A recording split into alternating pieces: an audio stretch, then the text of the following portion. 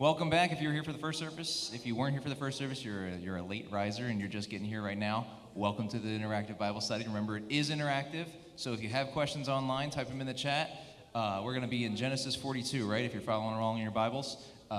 I just want to reemphasize, I don't want to sound like a broken record here, but I just want to reemphasize that if you're watching online, how important it is that you like the video and that you subscribe, that you click the notification bell, and that you interact with us in the chat, because that's how YouTube knows that you like what you're seeing. And so if they know that you like what you're seeing, that makes us appear more in people's searches, which means more people will get to hear the Word of God from Cornerstone, which is a good thing, I think. Yeah, it's a good thing. So remember to like and subscribe. I'm going to do something here that we haven't done yet, and I don't know how this will work, okay? If we get 100 likes on this video, we will do an extended worship in May on Wednesday night, okay? So we'll do, what that means is, if you don't know what that means, is we'll do, we usually do some songs on Wednesday worship, but we will do more songs at Wednesday worship. You know, if some's good, then more must be better. So if we get 100 likes, extended worship in May on a Wednesday night, all right? So let's make that happen, all right? Are you ready to go? All right, you need to turn your mic on, though, because you're not ready. Now you're ready. All right. The other thing, two things before I actually do Bible study here today. Number one is, I was scolded last week when I got home, okay, by my entire family, because apparently some of you thought I was scolding you about the comments which are going on behind the scenes online, which are not pertinent to the Bible study, but like greetings. Okay, now, sometimes people do speak with sarcasm. Do not swallow Lysol. Okay? And it's okay, folks, if you want to chat to each other. Okay? But I'm really missing questions. I don't know what happened to all my question people, so send me a chat now. Now they're all real wild out there in internet land doing that. They're talking to each other. That's good. Now, second thing I wanted to do before I began the Bible study is that this morning an email arrived from Wayne Brown, okay? And maybe some of you got it and already read it, but most of you probably did not. So I just want to share it with you because it's a helpful little thing to think about as we sit here in our new world, all locked up and shut away from each other. And I'm just going to read it to you because it's sort of fun, okay? It says, the official lockdown started March 23rd. And will likely end on May 1st. That is exactly 40 days. Okay? The Latin root for the word quarantined is 40. So what does the Bible say about 40? You may want to write some of this down. The flood lasted 40 days. 40 years Moses led Egypt. 40 days Moses stayed on Mount Sinai and received the commandments. The Exodus lasted 40 years. Jesus fasted for 40 days.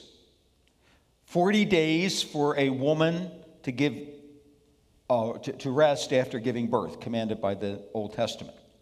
Optimum number of weeks for human gestation is 40. A group of theologians thinks the number 40 represents change. It is a time for preparing a person or people to make a fundamental change. Something will happen after these 40 days. Just believe and pray.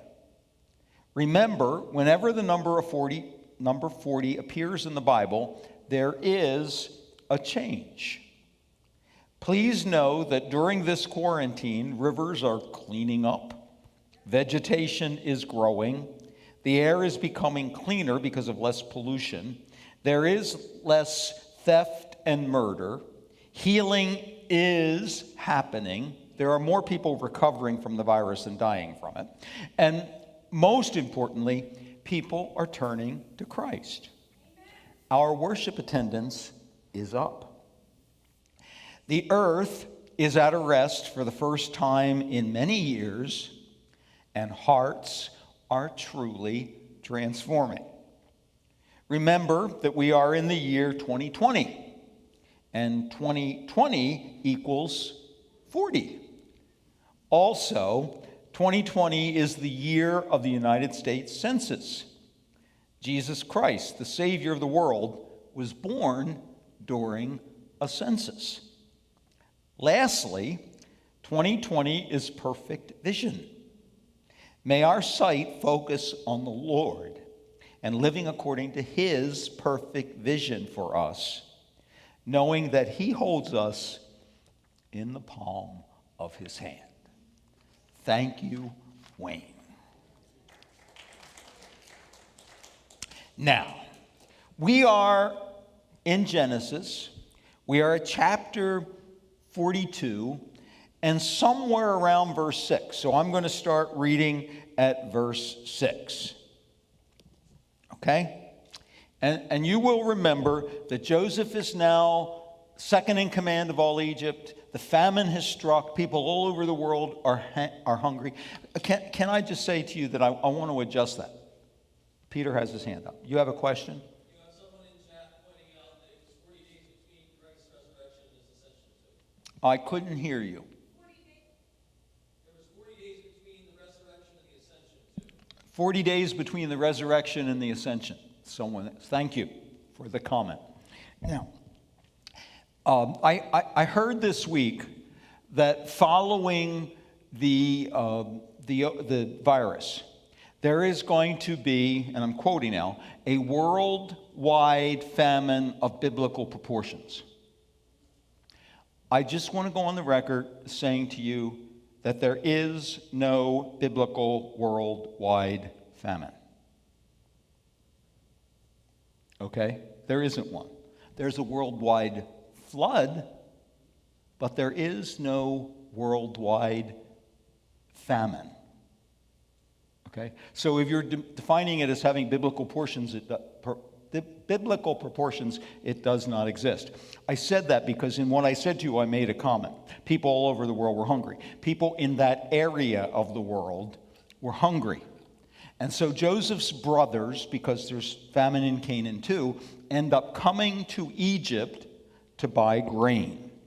And it says, now Joseph was the governor of the land, the one who sold grain to all its people. So when Joseph's brothers arrived, they bowed down to him and with their faces to the ground. As soon as Joseph saw his brothers, he recognized them, but he pretended to be a stranger and spoke harshly to them. Where do you come from? He asked. From the land of Canaan, they replied, to buy food. Although Joseph recognized his brothers, they did not recognize him. Now, the issue has been this big transformation in Joseph. He's now dressed like an Egyptian. He has grown up. He was probably 12, 13 years old when he was sold into slavery. But his brothers, being older, have retained their appearance and are still dressed like Hebrews. So when he looks at them, he goes, whoa, I know those dudes. They're my brothers. He's not surprised, but they have no expectation of seeing him, particularly in a high lifted up position. They think he's a slave somewhere. They don't expect to see their brother, so they don't recognize him. It says, then he remembered his dreams about them and said to them, you are spies. You have come to see where our land is unprotected. Now, this is mean. Okay? This is just mean. Okay? Joseph knows they're not spies. He knows they're his brothers. Okay? He knows they did him wrong, and he wants to make them squirm a little. Okay? And last week I told you, there is within all of us a tendency to want to make those who we think have done wrong to us squirm. Okay? Particularly if you happen to be choleric. We are good at making people squirm. Isn't that right, Reverend Mr. Perry? Yeah, see? I let him squirm for a week. Okay? Now, it says, verse 10. No, my lord, they answered. Your servants have come to buy food. We are all the sons of one man. Your servants are honest men, not spies. No, he says. You have come to see where our land is unprotected. But they replied, your servants were 12 brothers, the sons of one man who lives in the land of Canaan. The youngest is now with our father, the one and one is no more. They don't know that the one who is no more is the very one to whom they are speaking. Okay? All right? And it says, Joseph said to them, it is just as I told you. You are spies. And this is how you will be tested. As surely as Pharaoh lives, you will not leave this place unless your youngest brother comes here. Send one of your number to get your brother. The rest of you will be kept in prison so that your words may be tested to see if you are telling the truth. If you are not, then as surely as Pharaoh lives, you are spies. And he put them all in custody for 3 days. Now, what Joseph does is set up this fictitious test. He already knows the outcome of the story. He knows that these guys are not spies, that they are, in essence, his brothers. But he puts his brothers in jail, tells them that while they're there sitting around with nothing to do, they should pick out one of them who's going to go back and get the youngest brother who's not there. If they won't do that, then it will be confirmed to him that they are spies, and the penalty for being a spy is death. Okay? So he's basically going to give them 3 days to figure it out. They're going to do what he wants them to do. If they won't do it, they die. Yes, sir. Benjamin wasn't born yet when he was sold into slavery, right? So he doesn't actually know that there is. I think that's correct. Okay? The question was Benjamin born before Joseph was sold into slavery? If he was born, he was very young. Was he born, Peter? Joseph is the youngest when he is sold into slavery, but Benjamin is younger than Joseph.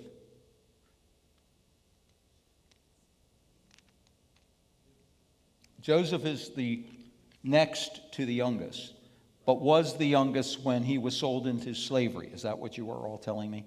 Without looking at the detail, I don't know off the top of my head. My excuse is this: as you get older, you forget more and more. Essentially because there is more and more to forget and less worth remembering. Okay, got it? All right? Well, was Rachel dead at this point? Rachel died after Benjamin was born, and the telling of Rachel's death has preceded this. So Rachel is already dead. They told Joseph there that their youngest Yes. was their father, and there was one that was no more. Yes. So he knows that he has a brother. The question is, did he know his brother was alive before he went into slavery? And someone needs to look back several chapters and see if you can figure that out, because I can't do it while I'm teaching. It is a detail of the story which the great scholar has forgotten. That was sarcastic, in case you didn't know. Okay? All right. But the brothers are now in prison, sweating, because they have an option. Okay? But not one that they like. All right? Got it? All right. It says, on the third day, I'm at verse 18. On the third day, Joseph said to them, do this and you will live, for I fear God.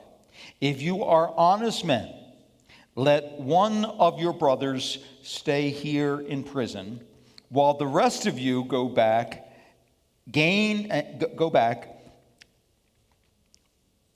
I'll read this correctly in a minute. Go and take grain back to your starving households.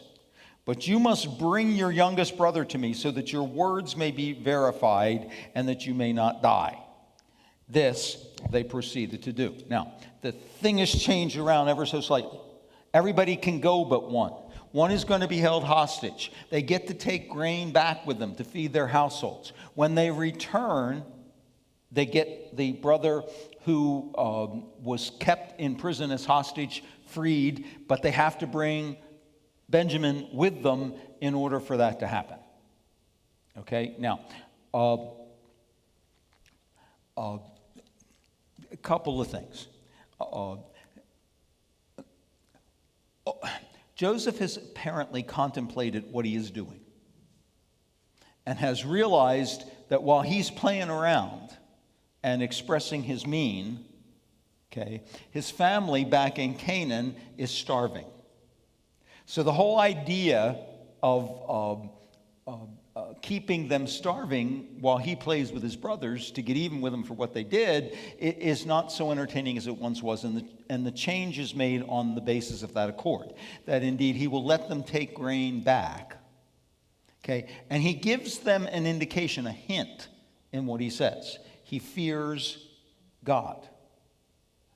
Okay, it says there, I fear God. He's basically telling them that despite the fact that he is an Egyptian or appears to be an Egyptian, he has some knowledge of the Hebrew God and he fears that God. He is not saying that he is a follower of Yahweh God per se. He's just saying that he knows him and that he fears him. Okay, in our culture today, there are a lot of people who don't necessarily follow God, but who know him and have an element of respect for him. Okay? Yes, Peter. Genesis 35, Benjamin is born before. Okay, Benjamin was born before Joseph was sold into slavery, so he does know. And Rachel dies then. And Rachel, you're correct. Rachel dies in childbirth, yes.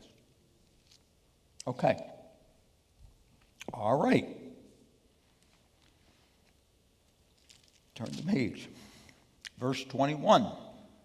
They said to one another, surely we are being punished because of our brother.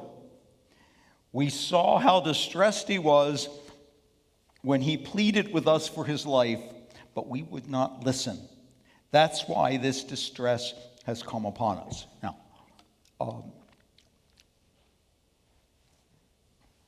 they are in their minds putting their finger on the particular behavior which has offended God and brought them trouble.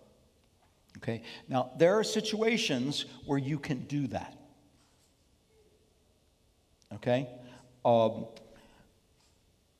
The one that I always remember, and I've told you before as an example, is my mother, okay, who smoked cigarettes. Okay? My father dared her to try a cigarette. She tried one and she was caught for life. My father also smoked cigarettes, and he died from lung cancer due to the smoking of cigarettes. You can say, Dad, it happened because. Now, my mother got trapped into it by my father's dare, okay, and at the end of her life was suffering from emphysema, so much so badly that she had to wear nasal oxygen all the time. Okay, and I was visiting with her one day, and we were sitting at her kitchen table, and we were talking, and she took out the nasal thing, put it behind her head, and lit up a cigarette. And I said to her, why did you take out the nasal oxygen before you lit your cigarette? She said, well, if I lit the cigarette with that in my nose, it would blow my head off. And I said, yep, and then it would be all over. Okay, and boy, did I get a look. Okay, now, the truth is that she was caught and she suffered. Suffering is always related to sin, and the sin is the smoking of cigarettes. Okay, and you can go, okay, if you go out of here today and go directly to Mr. E's, which is closed today, so you can't do that, but if you could, and get sloshed, okay, come out and back your car onto Route 30 and kill the person who runs into the back of you, we know what the sin was that caused that person's death. But often it doesn't work that way. You can't put your finger on the direct behavior. You can't find the direct relationship between the behavior and the sin. Some of you, a few of you, not many of you now, will remember Alma Amy. Okay? Alma was one of the dear old saints of the church 100 years ago when I came here as a young man. She was a dear old lady, and she died of cirrhosis of the liver. And I can remember her sitting in tears telling me that in her whole life, she had never taken a drink of alcohol. And how embarrassed she was to be dying of a disease when everybody was going to think she was a drunk. Okay? Now, that's wrong. Alma had a disease. The disease is the result of sin, but it would be wrong for us to relate Alma's disease to a particular sin in Alma's life. See, part of the problem with sin is it kind of flows out of the pot and gets all over everybody, and even the best of us suffers because of sin. To go beyond that is dangerous. Okay? So we want to be careful not to be putting our fingers on the sin in somebody else's life that's causing them to suffer. Okay? Now, Joseph's brothers are doing that to themselves. They're looking back saying, you know, this is all because of what we did to him. If we had only listened to our brother's cries for mercy, this would not be happening to us now. And it is true that this is all being told to us in one biblical story. But if you read the book really carefully, there's a whole lot of stuff. Okay? There's a whole lot of stuff here. Okay? And the truth of the matter is that God is using the situation in which they now find themselves to teach them something, okay, that is important for them to learn.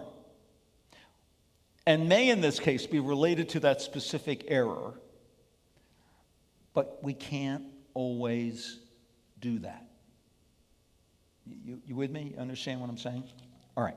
So they're figuring this out. They're saying it's because of Joseph that this is happening, because of what happened. And it says, Reuben replied, didn't I tell you, or did I not tell you, didn't I tell you not to sin against the boy? But you wouldn't listen to me. Everybody loves that kind of comment. If you guys had only listened to me, none of this would be happening to us if you had only paid attention to me. Okay? That's what Reuben is basically saying. But you wouldn't listen. Now we must give an accounting for his blood. They did not realize that Joseph could understand them since he was using an interpreter. Now, they think Joseph can only speak Egyptian, okay? And he furthers that, okay, by making an interpreter interpret their Hebrew to him, okay? But he can speak Hebrew. He grew up in Hebrew. He understands the language. So he's got the inside direct line. The nice part about that gives you time to think about what you're going to say, because while the interpreter's interpreting, you have to pay attention to him, you already know. Okay? One time, some years ago, I've told this story too, but one time, some years ago, we had an architect. It's actually when we were planning this room. We had an architect who basically did us wrong. Okay? The budget for the building he had planned came in 200% over what we had to spend. So we told him to scale it down. And he said no. Okay? And when we fired him because we couldn't afford to buy the building he wanted to sell us, he sued us for breach of contract. Okay, now the funny part about that, without going on the details, is that we learned he had done that like lots of times. Okay, it was kind of his routine. Okay, and what happened then is he would sue you for breach of contract. The truth of the matter is we had breached our contract with him. Okay, and we were going to have to go through a long and involved court battle, which could go either way. All right? So our lawyer and me were having a meeting with the architect and his lawyer, and they chose to speak to each other in French, assuming that neither our attorney nor I could understand what they were saying in French. Okay, now, I don't know a lot of French, but je parle un petit français. Okay, and I was able basically to pick up the gist of what they were saying. So I chose to respond to them in French. And the look was worth it. Okay, it was just worth it to realize that they had been disarmed. Larry's like that, right? Okay, got him. Okay, now, just to end the story, we finally settled out of court with that guy. We agreed to pay him $400,000 because the lawyer told us that in most of the times that he had been involved in these kinds of cases with other churches, the courts had ruled against the churches, and the settlement given to the architect was greater, or the amount given to the architect was greater than the settlement he was offering. So it was a risky thing.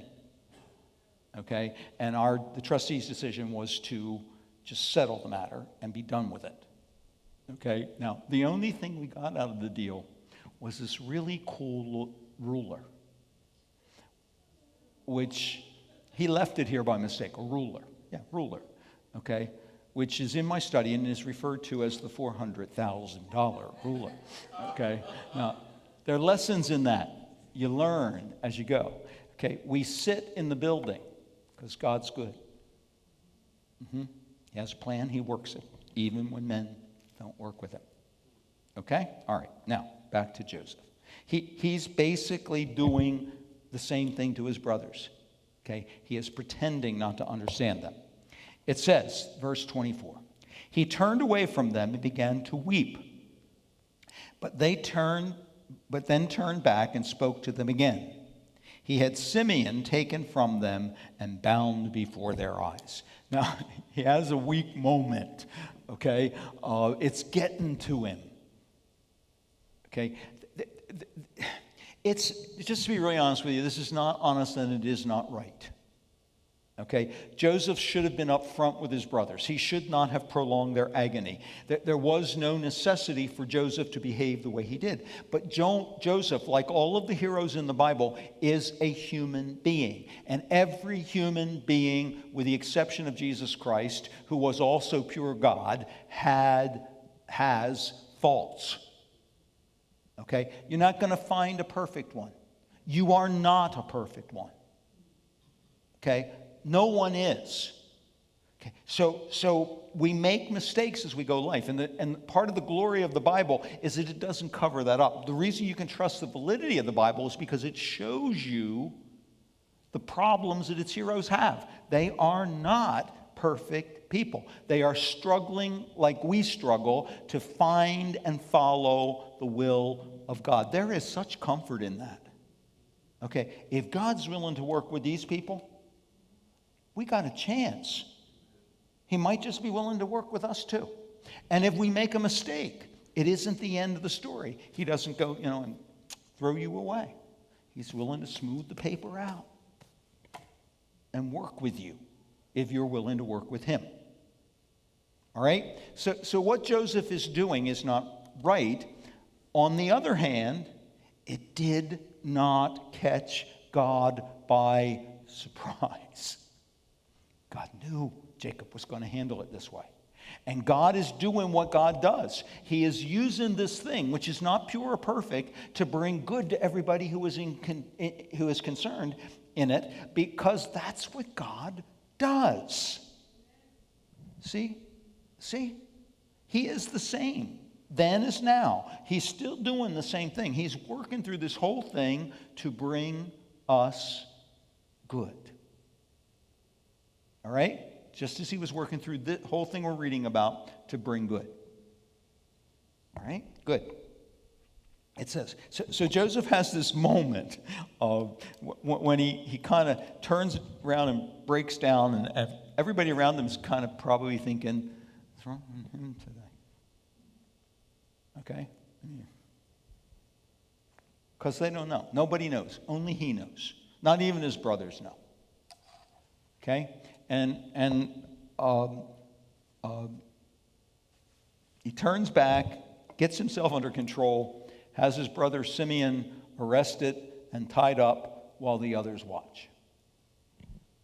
It says, then Joseph gave orders to fill their bags with grain and to put each man's silver bag in his sack and to give them provisions for their journey. After this was done for them, they loaded their grain on their donkeys and left. Now, he has set them up. Okay? They paid so much for the grain, whatever the going price was. Okay? Joseph took the money that they were paying, and then he had it put back in the sacks of grain that they were taking with them. Okay? They don't know that. Okay? Joseph knows that. He is clearly setting his brothers up. Okay? You shouldn't do that. Okay? Set up is not a good idea. All right? You with me? When you watch what goes on in the world around us, there's a lot of setting up that goes on. Okay? And the result of that is you got to sift through a lot of nonsense to make sure you get in the story that's real and correct and not the setup. Okay? For instance, this morning on Channel 10, listening to the news. Okay? And the lady says that there is concern that there's going to be a meat shortage in the United States. Then they had a commercial. Okay, and then the news came back on and she continued the story. There is one Purdue meat manufacturing plant which has had to close down because of the number of coronavirus contagions people have caught it within that plant. One plant in the entire United States has shut down. It may be that one. It's one.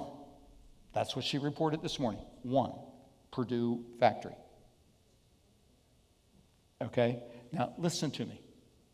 How many are there? Just Purdue companies. Is the shutting down of one going to mean that there's going to be a meat crisis all across the United States? No. But right now, today, people who were set up by that report are running out to every supermarket in the world and buying every piece of meat that's in the counter because they don't want to be without meat. Okay? It was a setup. It's a setup. All right? In a time like this, we don't need to be set up. Okay? I was joking with Perry that I'm considering breaking the law today. I can't do it now. I just gave it away. They're going to be watching me. Should have kept my mouth shut. I want to go to the property I own in New Jersey and visit it. The governor of New Jersey says that I can't go to the property I own in New Jersey.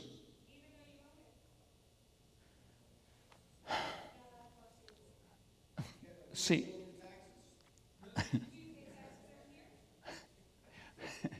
see, you're all yelling at me, those of you who are in the room. Probably some people are yelling at me through the comments on the thing.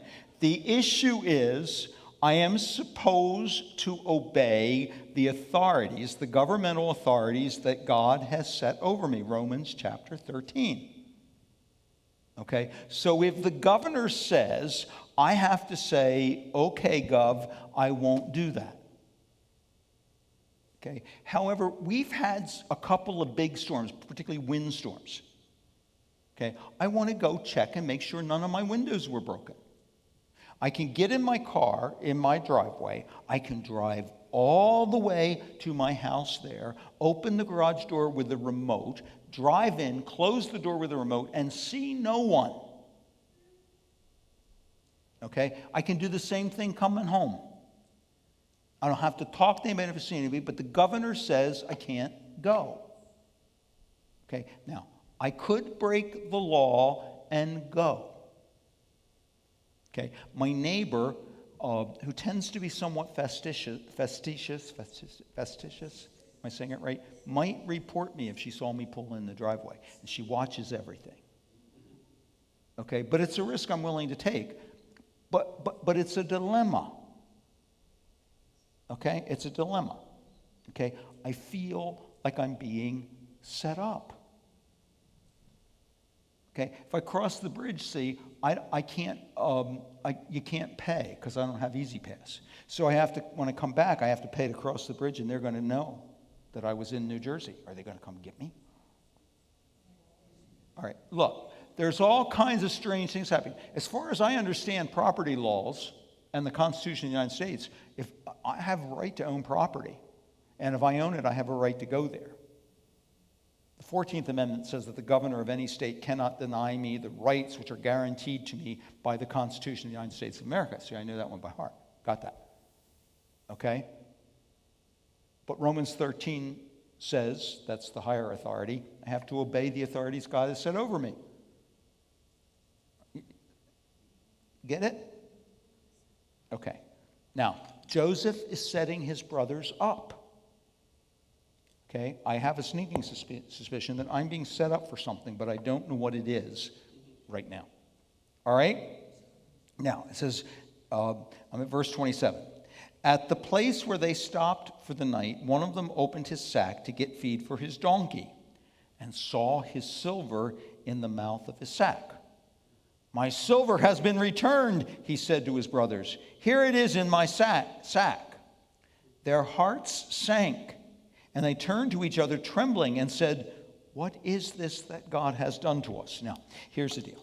They open the sack, they find the silver in the sack. They all of a sudden realize that something has happened. Okay, somehow the silver that they gave in payment for the grain ended up back with them. Okay, and they recognize that they have grain now, lots of it, for which they have not paid. And they're going, because there is no explanation, okay? And if they say, we don't know how it happened, it just miraculously got back in our bags, it is highly unlikely that they're going to be believed. Okay? And they recognize that nothing happens without the notice of God. So somehow, God's doing something, but what? What's he doing?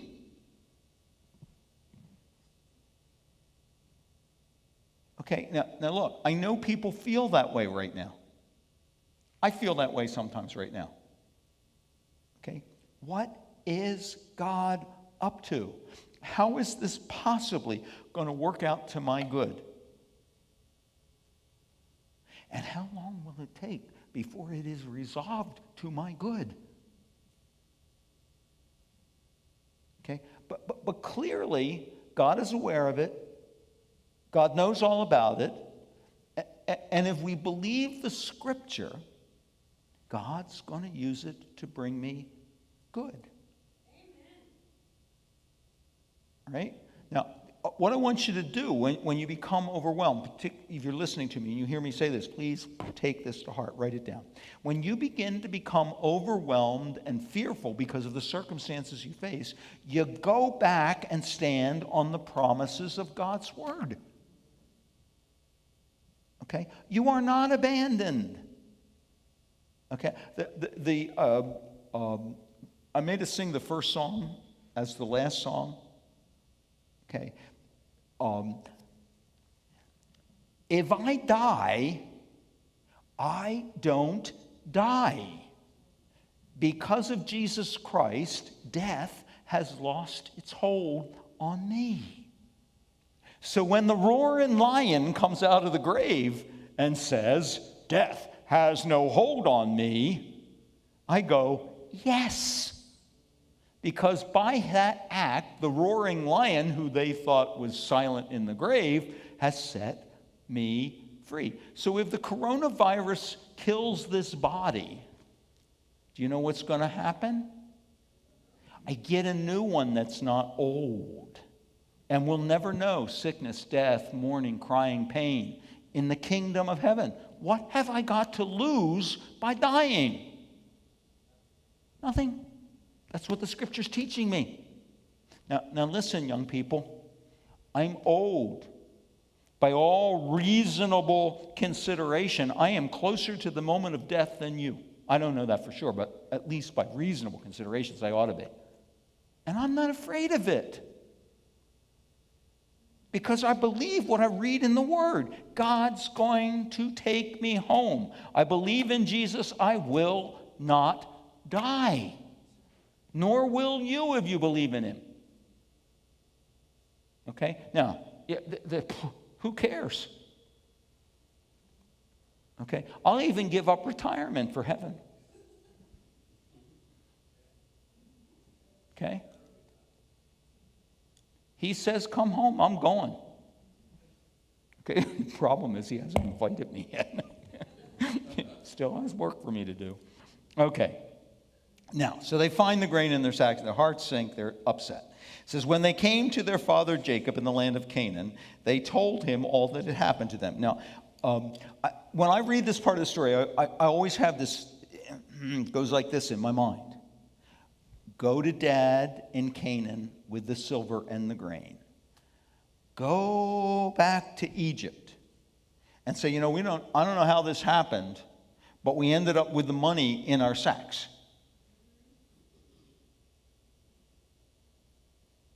Okay, I mean, which way do you go here? And the reason I'm telling you that is because life often presents circumstances like that to us. We end up in these dilemmas with, am I supposed to drive to the beach house today and break the law? Am I supposed to stay home? See, I mean, life presents us with these dilemmas, and we don't always know for sure which direction we should go or how we should turn. And so we have to struggle to determine what the will of God is. Okay, they choose to go all the way home and to leave it unresolved. Now, there's a big problem in that decision. Its name is Simeon. Okay, he's back in Egypt, in jail. All right? Okay, and can they go back to Egypt when they've taken the money and the grain? Are they going to be able to get Simeon out of jail? Or are they going to commit the same mistake they made before with Joseph and let their brother become a slave in Egypt again?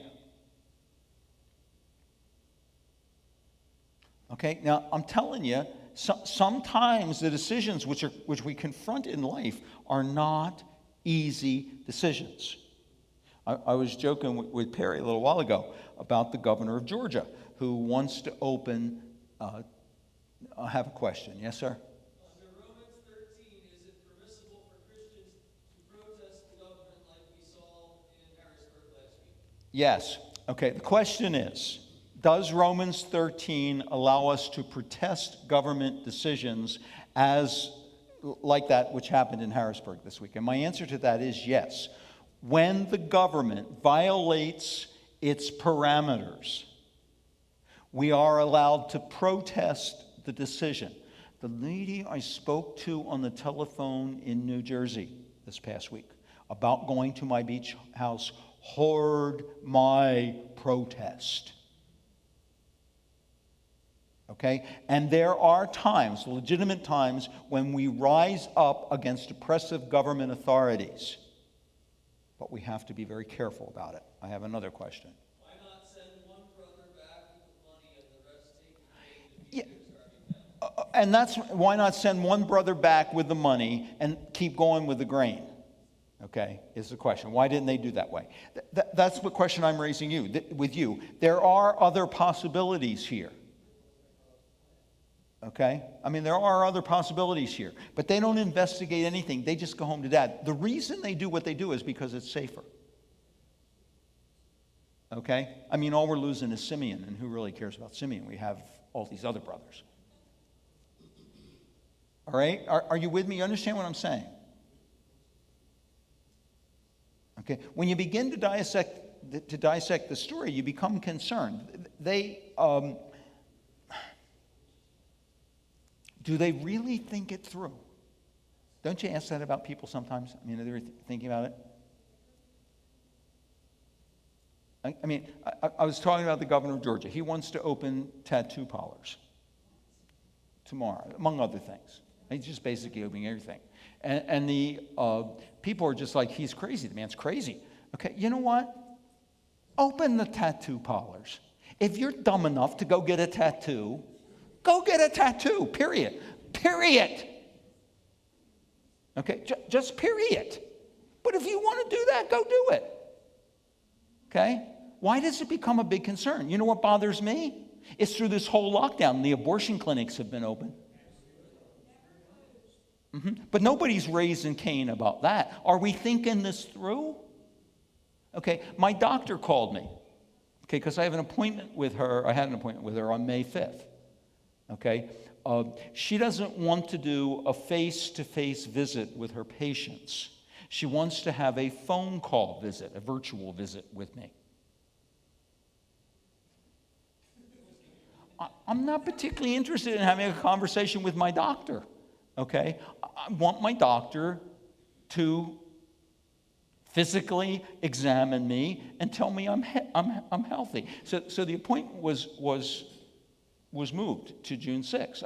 That's craziness to me. Now, Harry Wilkinson, okay, who's watching us right now, has to have heart surgery. Okay, it's not elective. I mean, if he doesn't have it, no more Harry. Okay, but they won't do heart surgery for Harry because they have ruled it elective. His heart's ticking. He's not fallen over dead, but he can't go on much further without it. So if he wanted to have an abortion, he could go get the abortion, but he can't get heart surgery, which will save his life. Okay, now, see, all I'm saying to you is that just in life, there are these circumstances, you look at them and you go, what? We don't seem to think it all the way through. And that's where Joseph's brothers are. I mean, they're confronted with a circumstance. They don't fully understand the circumstance. They're confronted with it. They decide to do something, but we look back at it and sort of second-guess the decision. Say, well, they could have handled this differently. The truth is, they could have handled it differently. The fact is, they didn't. And we all follow that. We all get into trouble because of decisions we make when we haven't thought things entirely through. All right. So, it says, verse 29, when they came to their father Jacob in the land of Canaan, they told him all that had happened to them. They said, the man who is Lord over the land spoke harshly to us and treated us as though we were spying on the land. But we said to him, we are honest men, which is not true. We are honest men who sold our brother into slavery. But anyway, we are not spies. We were 12 brothers, sons of one father. One is no more. The youngest is now with our father in Canaan, which is true. Then the man who is Lord over the land said to us, this is how I know whether you are honest men. Leave one of your brothers here with me and take food for your starving households and go. But bring your youngest brother to me so I will know that you are not spies but honest men. Then we will give your brother back to you and you can trade in the land. As they were emptying their sacks, there in each man's sack was his pouch of silver. When they and their father saw the money pouches, they were frightened. Their father Jacob said to them, you have deprived me of my children. Joseph is no more, and Simeon is no more, and now you want to take Benjamin. Everything is against me. He is speaking to God, and he is saying, look, first you took Joseph. Now you took Simeon. And you want Benjamin too. Okay? I can't stand it. Okay? I can't stand it. And I'm going to be honest with you. There are times when the burdens of life feel like that. Okay? We find ourselves saying to God, I can't take it. Okay? Stop it. I can't bear it. Okay? And those are low moments. Okay? They are horrible times. And every one of God's children faces them. Okay? There are no, if you haven't had your moment yet, it's coming. Okay? When you'll be down and you'll be saying, I can't stand it. All right? That's where poor old Jacob is. And it says, then Reuben said to his father, you may put both of my sons to death if I do not bring him back to you. Entrust him to my care, and I will bring him back. Now, what Reuben is saying is, trust Benjamin with me, and if I don't bring him back, you get to kill your 2 grandsons.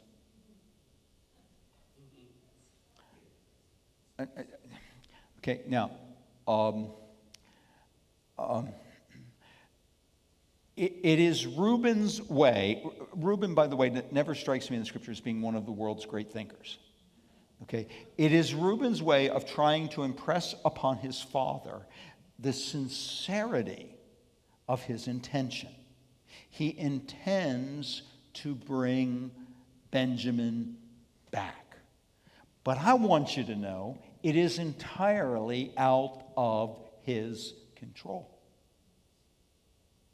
Okay. He is making a promise that he cannot reasonably make because he doesn't know what that guy in Egypt is likely to do. And what he puts on the line are the lives of 2 other innocent people.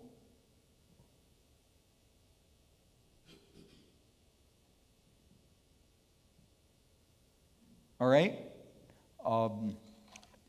There's part of me that wishes his father would just smack him. It says, but Jacob said, my son will not go down there with you. His brother is dead, and he is the only one left. If harm comes to him on the journey you are taking, you will bring my gray head down to the grave in sorrow. Jacob says, look, Joseph is already dead. Benjamin is the only descendant I have of Rachel, Joseph's mother. There is no way under heaven I'm letting you take Benjamin to Egypt. Because I know that if you took him and anything happened to that boy, I'd die. I would die of sorrow. Okay? This is one of those moments in Scripture where you got to feel bad for Jacob. One way or the other here, he is losing a son. Simeon's still in Egypt. Okay. He has convinced himself that there's no hope for Simeon anyway. Simeon's already dead. That's what he believes. As soon as they left, the guy killed him. Okay. The trick is to get the young one there. Okay. When Benjamin arrives, the guy's going to kill everybody. Okay. He's basically saying, there is no way I can do this. I cannot do it. I cannot entrust Benjamin to you. I can't do it. He has lost all hope. Lost all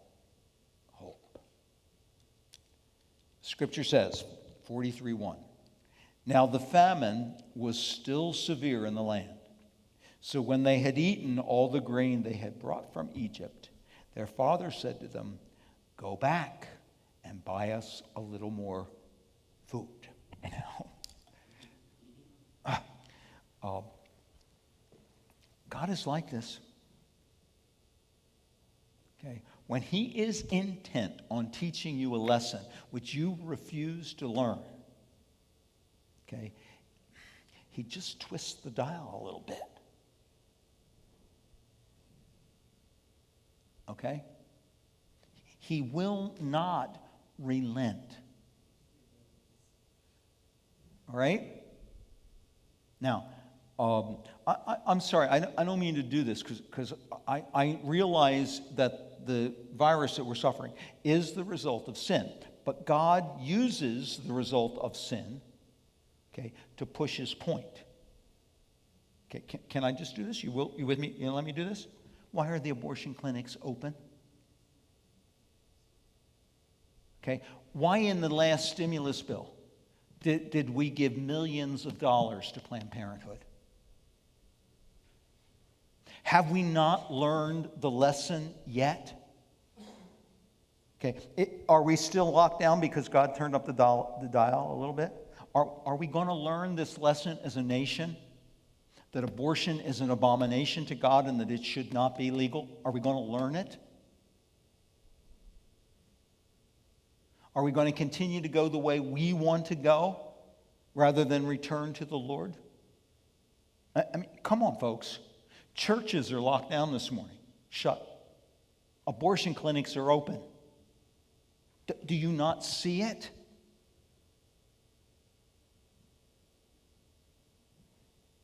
Harry's waiting for heart surgery.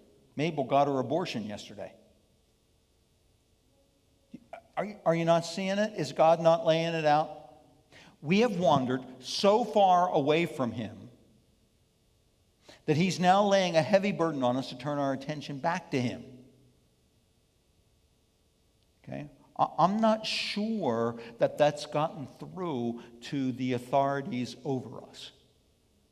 I'm really not sure that they understand that they have authority by the grace of God and that they are to use it to honor and please God. I'm not sure of that.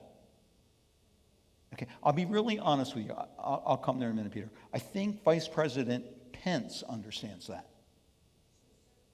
I'm not sure how many of the rest of them get it. Okay? All right? Question.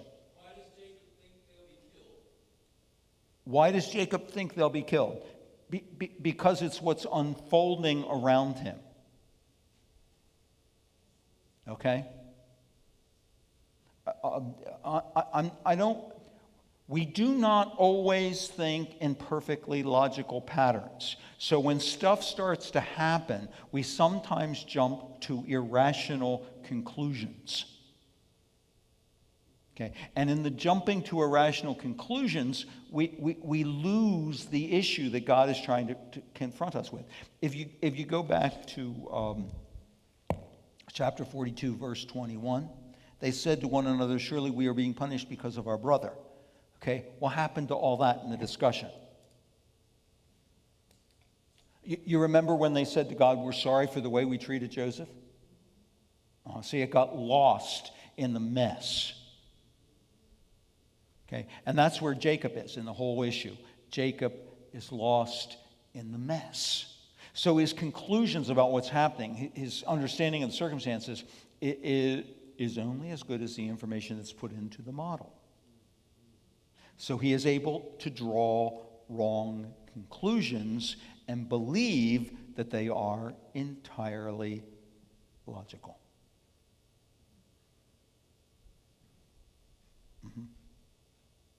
People are doing that all around us, by the way. Drawing wrong conclusions that they think are purely logical.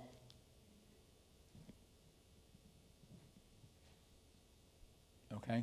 I have less than a minute, so I can't begin to outline what I consider those illogical conclusions to be. Maybe we can pick some of that up next Sunday morning. I think we are done for today. So we'll start again next week at the beginning of chapter 43. Thank you all for coming.